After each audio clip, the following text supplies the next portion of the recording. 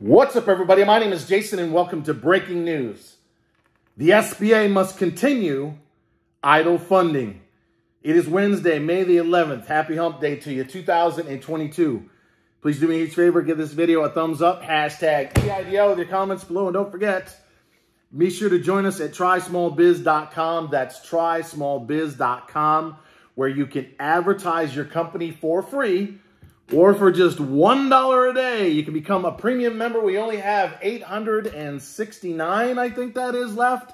We have grown by almost 30% in the last 3 days. Thank you very much. You can list in 10 subcategories, not just one. And by the way, if you don't see one that suits your business, scroll to the bottom, fill out the contact us. I'll fill it out for you. You're featured in 3 locations, and the center of that homepage, which refreshes with every click, is beginning to get a massive amount of traffic. And last but certainly not least, I will personally promote you on Facebook, Twitter, LinkedIn, and eventually on YouTube, a podcast, a newsletter for just $1 a day. So make sure you join us. And if you have already signed up, just log into your account and hit the red upgrade to premium button to reserve your seat today. All right, ladies and gentlemen, we have, among other things, a vote in the Senate on Tuesday with respect to the Restaurant Revitalization Fund.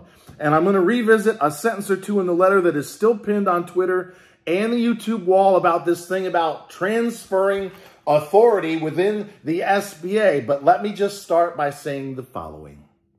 There are people that are still getting paid. And even though the deadline was Friday, May the 6th, there are people that are still getting paid. There are people that are still having conversations with the SBA and loan officers. You may have heard that Miss Guzman has the C word. So she's probably out of the office with mild symptoms, but they are quietly funding lots and lots of people. The reason I think they haven't said anything publicly with respect to Ben Cardin and Chris Van Hollen's news letter is because they don't want to be on the hook legally. Because they got caught sticking their hand in the cookie jar. Shout out to our dear friend Speak and See, who's done at least 1 or 2 videos on this. Simply put, ladies and gentlemen, the SBA tried to take your taxpayer dollars that were headed towards the EIDL funding this week and next, and they tried to move over upwards of $500 million to 2023's budget. That, according to Ben Cardin and Chris Van Hollen, is an So, the fact they got caught, the fact they're on the legal hook right now, strengthens our case not only for a potential lawsuit, but ammunition that we need to get the EIDL loans forgiven at some point, hopefully, before the election, if not this year, certainly next. But I want to focus my time, and again, proceed as usual. Follow the 5 secrets to EIDL funding. You know what they are by now. Check your portal. My goodness, there are people that are still logging in, and it's supposed to be open until Monday, May the 16th, which is this coming Monday, to get your closing docs. Log in every 4 or 5 hours. Scroll down. There are people that are still getting closing docs. So in case you just didn't hear what I said, they're still funding people. Log into your account. Follow the 5 secrets. Here's the line that I believe is going to get everybody who's eligible and legit funded. Inside of Ben Cardin's letter to Miss Guzman last week, I scroll down to the following sentences.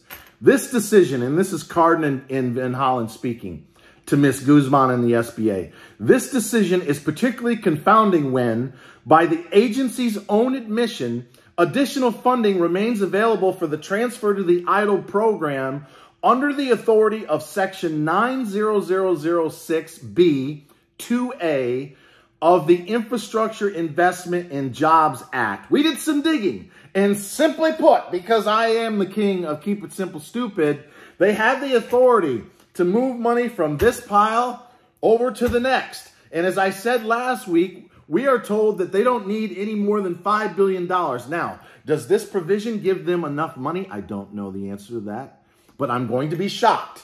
And again, the vote for the RRF is on Tuesday. So everybody watching me right now, I need you to do me 2 favors, actually 3, but the first 2 are most important. Number 1, you got to call your senator.